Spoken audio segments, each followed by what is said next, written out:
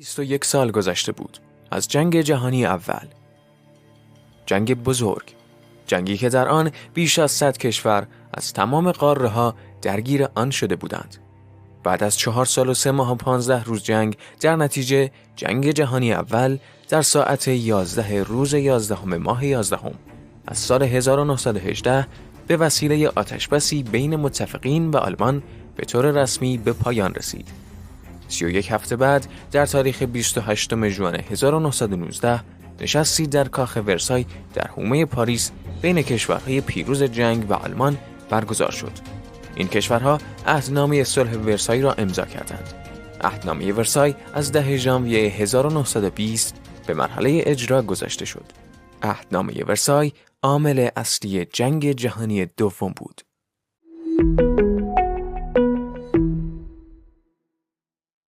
درود بر شما، من مهزیار هستم و صدای من را از کانال ایفا میشنوید. اگر علاقه‌مند به این سبک ویدیوها هستید، از شما درخواست دارم که این ویدیو را لایک کنید و با دوستان خود به اشتراک بگذارید. سپاسگزارم. جنگ جهانی اول به اتمام نرسیده بود، بلکه متوقف شده بود. مارشال فردیناند فوش، مارشال فرانسوی، در هنگام امضای قرارداد صلح ورسای گفت: این صلح نیست، این یک آتشبس برای 20 سال است. این آتشبس و یا صلح به مدت 20 سال و 2 ماه و 24 روز برقرار بود. مارشال فوش چطور پیش بینی کرد؟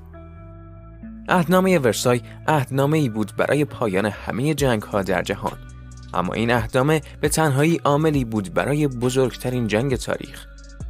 معاهده صلح ورسای کاملاً به ضرر آلمان و به نفع فرانسه و انگلیس تنظیم شده بود.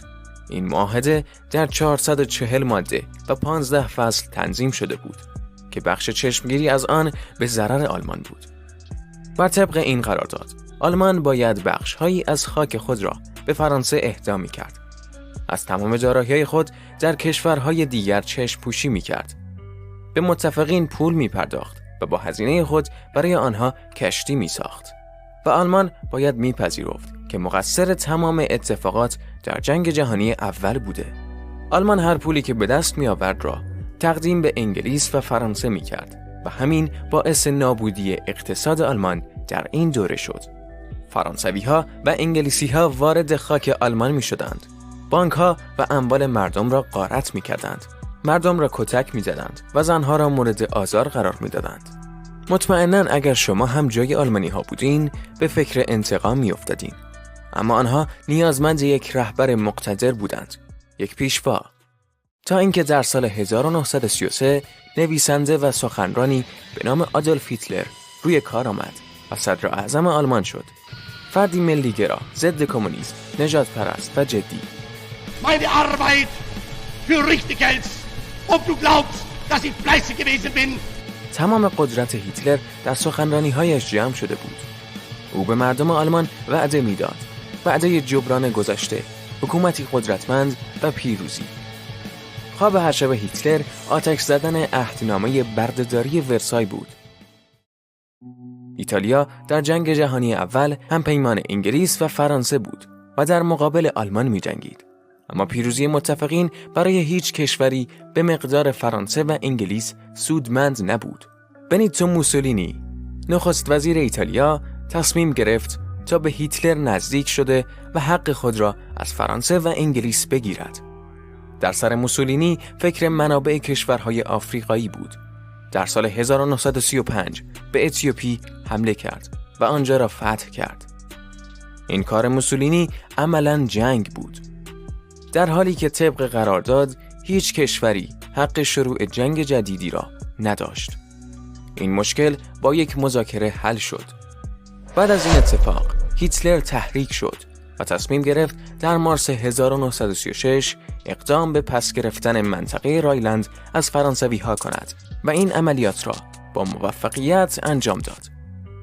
این پیروزی شروعی بود برای تصمیمات بزرگ هیتلر، تصمیم برای نجات کشور و گسترش قلمرو. هیتلر شروع به پس گرفتن مناطق از دست رفته آلمان کرد. هنوز هیچ تهدیدی برای آلمانی‌ها وجود نداشت. جوزف استالین، رهبر اتحاد جماهیر شوروی، به دوستی با هیتلر درآمد. شوروی در جنگ جهانی اول در کنار متفقین و بر علیه آلمان مبارزه می‌کرد. اما استالین هیتلر را برنده می‌دید. شوروی حکومتی کمونیستی بود و هیتلر با کمونیست‌ها رابطه خوبی نداشت.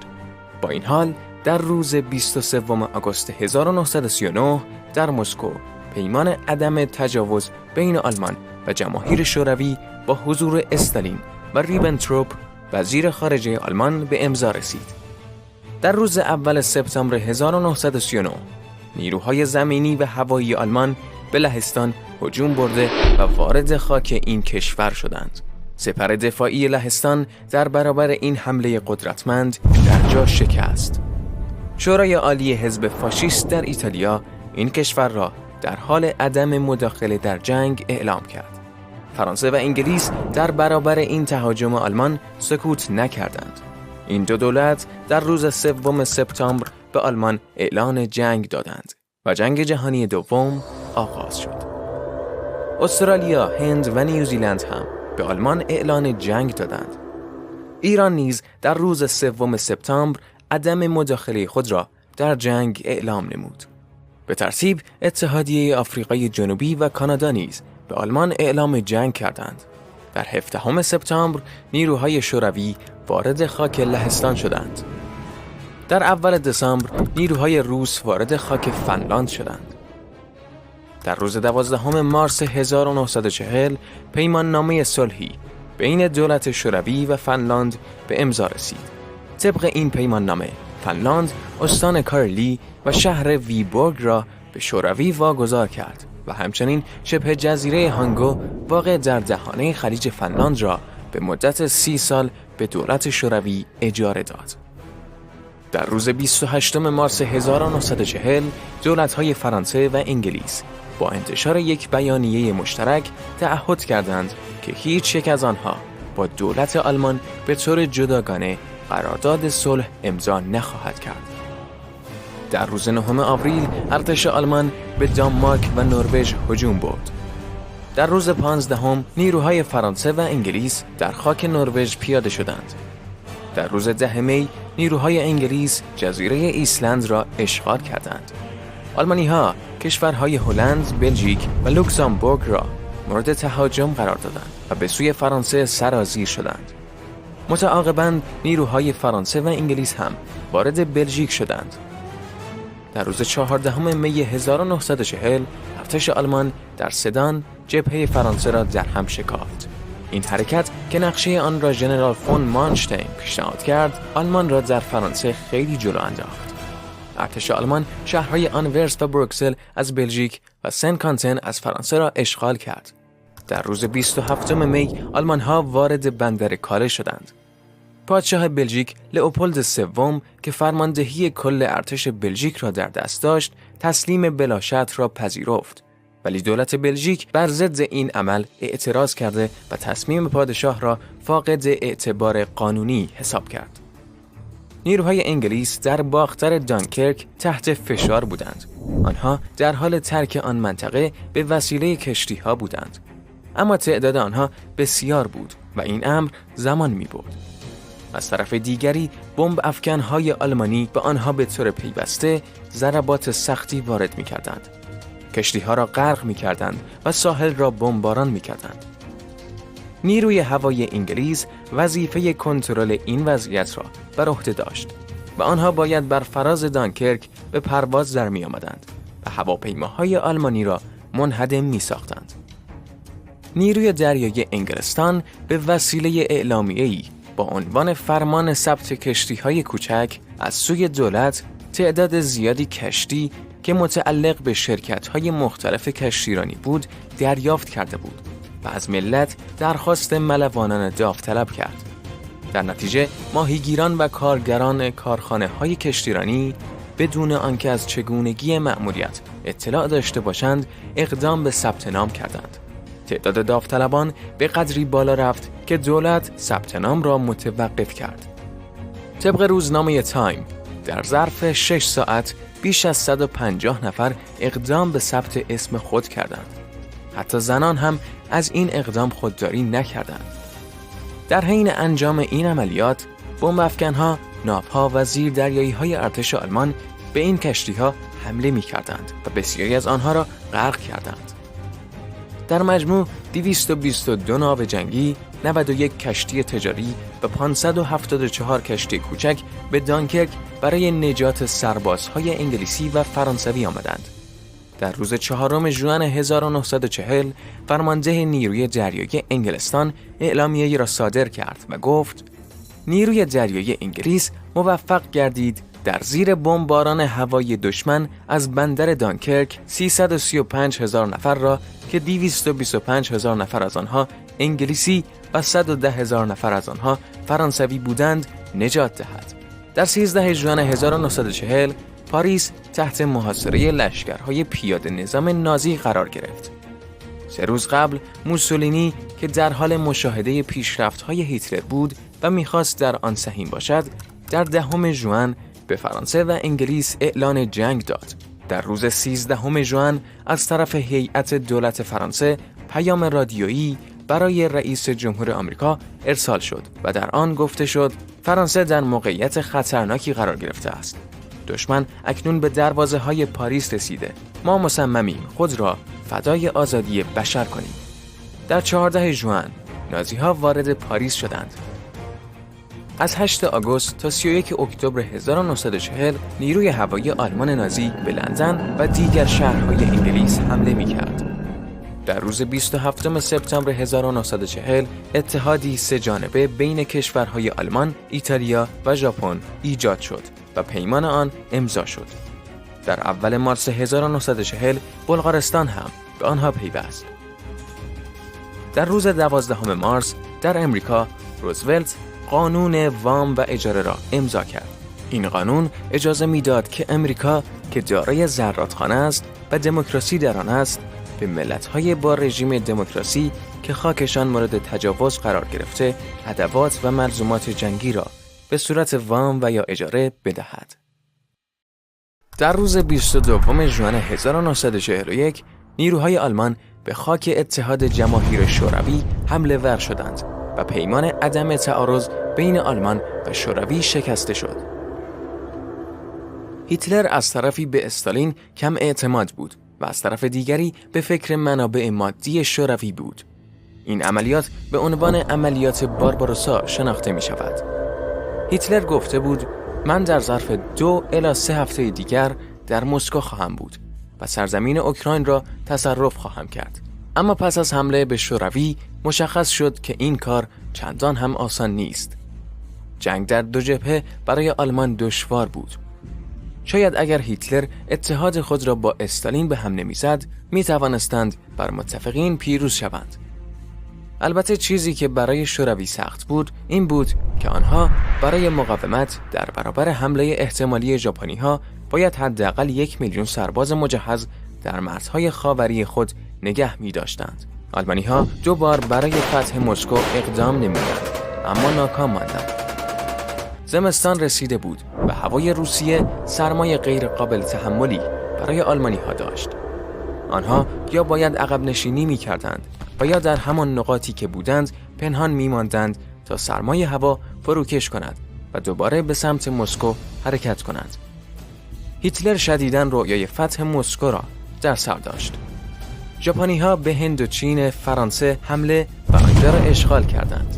آمریکا ژاپن را تحریم کرد. برای حفاظت از حمله احتمالی ژاپنی‌ها، آمریکا نیروهای خود را به فیلیپین فرستاد. در 7 دسامبر 1941 ژاپن بدون اعلان جنگ قبلی به عملیاتی بر علیه امریکا پرداخت. نیروی هوایی ژاپن به ناوگان امریکا که در بندر پرل هاربور در هاوایی لنگر انداخته بودند حمله برد و آنها را بمباران کرد. در این عملیات 8 رزم ناو، 3 ناو شکن و 247 هواپیمای امریکایی نابود شدند. کنگره امریکا حالت جنگ را بین ایالات متحده و ژاپن اعلام نمود. ژاپن نیز به دولت‌های امریکا، انگلستان، استرالیا و کانادا اعلان جنگ داد. ژاپن در نبردهای خود پیروزی‌های زیادی به دست آورد. آلمان و ایتالیا نیز در حمایت از ژاپن به امریکا اعلان جنگ دادند. انگلیس و امریکا، چرچیل و روزولت با هم متحد شدند. چرچیل می‌خواست به شوروی سلاح منتقل کند تا با این حمایت روس‌ها بر آلمان‌ها پیروز شوند. قسمت اروپایی شوروی کاملاً در دست آلمان و متحدانش بود. از این رو انگلیس تصمیم گرفت تا از طریق ایران این سلاح‌ها را به شوروی ارسال کند. آنها با ایران مذاکره کردند، اما ایران نپذیرفت که در جنگ مداخله کند. بنابراین تصمیم گرفتند که ایران را اشغال کنند. روس‌ها از شمال و انگلیس‌ها از جنوب به خاک ایران تجاوز کردند و حمله ور شدند. انگلیسی‌ها رضا شاه را برکنار کردند و فرزند او محمد رضا پهلوی جانشین او شد. در اول ژولای 1942 رهبران کشورهای امریکا، انگلیس، چین و شوروی با هم دیدار کردند و اعلامیه ملل متحد را امضا کردند. اعلامیه‌ای که بعدها باعث تشکیل سازمان ملل متحد شد. 22 کشور دیگر نیز این اعلامیه را امضا کردند. هدف از این کار اتحاد این کشورها در مقابل آلمان بود. نازی‌ها در استالینگراد در شوروی سرسختانه جنگیدند، اما در 24 ژانویه 1943 روس‌ها آنجا را پس گرفتند. در جولای و آگوست 1943 آلمان‌ها در روسیه اقدام به تصرف شهر کورسک کردند، اما با شکست مواجه شدند. نبرد کورسک به بزرگترین نبرد زرهی تاریخ بشر مشهور است. در این نبرد تعداد 3000 تانک، 2110 فروند هواپیما و 900,000 سرباز آلمانی در مقابل 3600 تانک، 2729 فروند هواپیما و 1,300,000 سرباز روس جنگیدند. انگلیسی‌ها در حال بمباران کردن هوایی شهرهای مختلف آلمان از جمله شهرهای تاریخی این کشور بودند. هدف چرچیل از بین بردن نسل نازی‌ها از روی زمین بود. مردم آلمان شهرهایی که مورد حمله هوایی قرار می‌گرفت را بازسازی می‌کردند. انگلیسی‌ها و آمریکایی‌ها وارد خاک ایتالیا شدند. نیروهای آلمانی به ایتالیا آمدند تا با آنها مقابله کنند. اما در 4 ژوئن 1944 آمریکایی‌ها به روم رسیدند. نیروهای متفقین از نورماندی وارد فرانسه شدند و با آلمان‌ها مقابله به عمل آوردند. نیروی آلمان نازی همچنان با قدرت مبارزه می‌کرد و تسلیم نمی‌شد.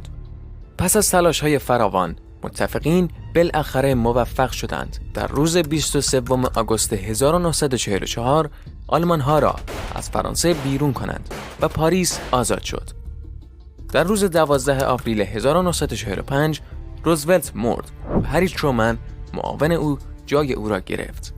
در روز 24 آوریل نیروهای شوروی دور برلین حلقه زدند و برلین را محاصره کردند. موسولینی در صدد فرار در دانگو بود که پارتیزان‌های کمونیست ایتالیا او را شناسایی و دستگیر کردند.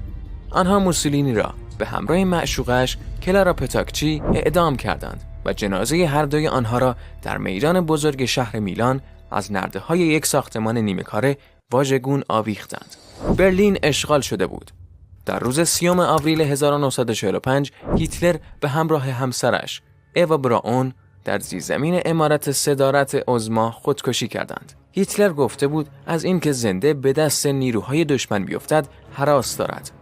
نیروهای آلمان نازی تسلیم بلا شرط را پذیرفتند. تا 8 می جنگ در اروپا به سرانجام رسید و جشن‌های پیروزی آغاز شد. اما ژاپن هنوز داشت می‌جنگید. در روز 10 ژولای آمریکایی‌ها توکیو و شمال ژاپن را شدیداً بمباران کردند. متفقین از ژاپن خواستند تا تسلیم شود، اما ژاپن نپذیرفت. از این رو آمریکا به ریاست جمهوری هری ترومن تصمیم گرفت با استفاده از سلاح اتمی ژاپن را وادار به تسلیم کند.